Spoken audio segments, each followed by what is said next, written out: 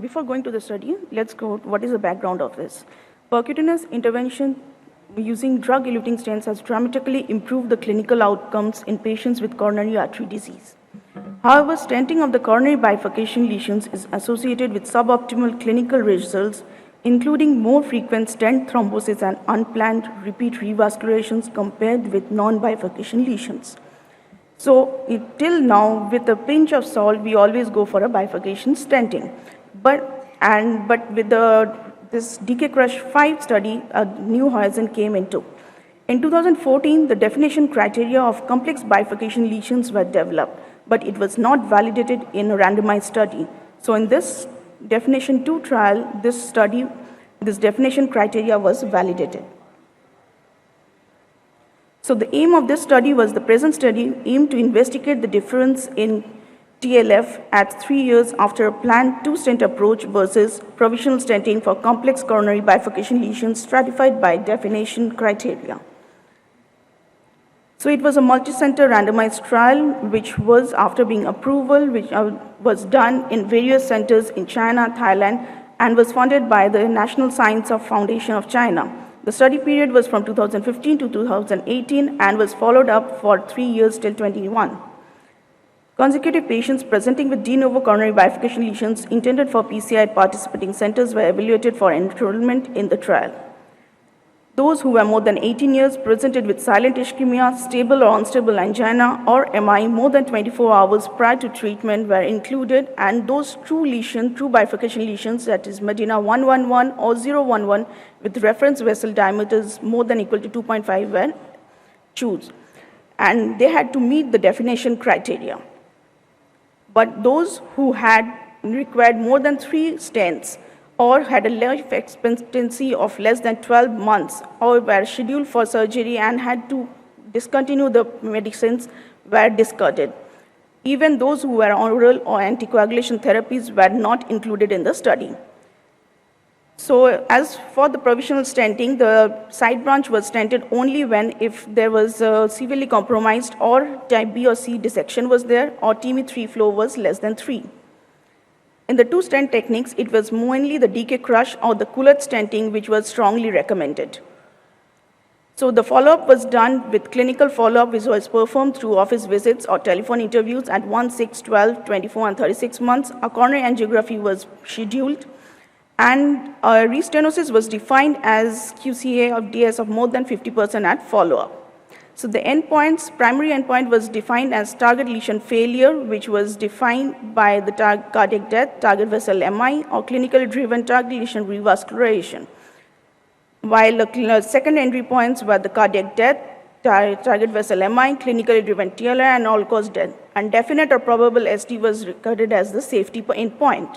So among the 660 patients which were chosen, they were defined who met the definition criteria, that is 1 major, and any of the 2 minor criteria were then randomized in a 1:1 ratio, and then in the provisional group, it was around 325, and the 2-stent group, 328 people were done, and were followed up for 12 months and 13 months in the first study, and in the 3-year follow-up at the 2 years and at 3 months. The primary endpoint was target lesion failure, and the probable or stent thrombosis was the safety endpoint. So the success was main vessel stenosis less than 20%, TME flow in both main branch and side branch of 3, and no side branch occlusion. The analysis was done, and the total sample size of 600 were needed for 80% power with a 2-sided alpha of 0.05.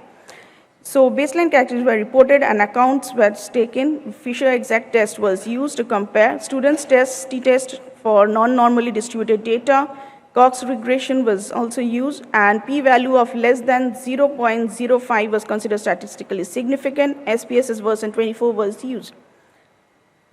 So diabetes and unstable angina were present in 35 of the 50%, multivessel in 60%, while the total of 28.8% of the lesions were in the distal LM, while the LAD and D1 were the other lesions which were most common form of lesion which was present. Transradial approach was predominantly used. A total of 73 patients in the provisional group required a side branch stenting. The 2 stent groups side branching was not performed in 26 patients due to various reasons. DK Crush was performed in 77.8%. IVUS was used in 27.7% of the patients, and two-straight was a longer procedural time with no significant difference in contrast compared to the provisional one.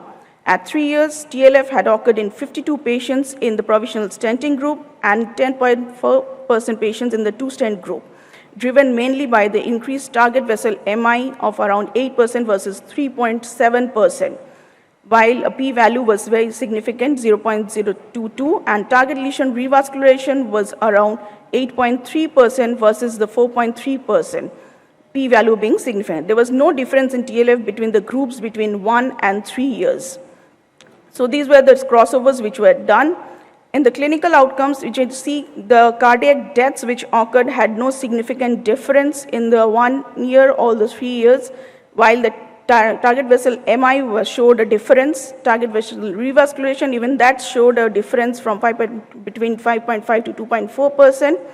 In the 1 year data, it was the provisional which showed a difference, which showed difficulty of 11.4%, while the two-stent, there was less amount of target lesion failure. Even at the 3 years, what we can see is the provisional, which had a higher range of complications. Target lesion failure was more. In 2 years follow-up and 2 years follow, initially it was the two-stent strategy which was going down. Then at the 3 years, again the two-stent strategy, there was target lesion failure was less compared to the provisional one. In the provisional group, again, if there was one stent use or the two stent use, it was the two stent use which had a bit greater target lesion failure when provisional stent was used, with or without procedural complications. So the present multicenter randomized and investigate clinical outcomes at a routine two-stent approach compared with provisional stenting approach to the term. And so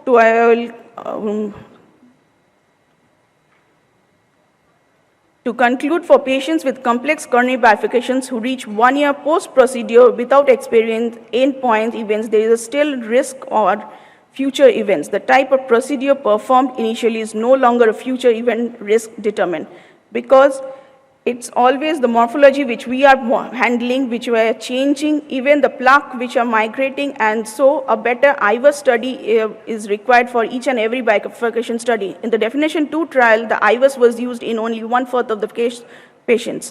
The ongoing EBC main trial as well as the BBK3 trial will further add to our knowledge with regard to the most appropriate treatment strategy for complex bifurcation. Thank you.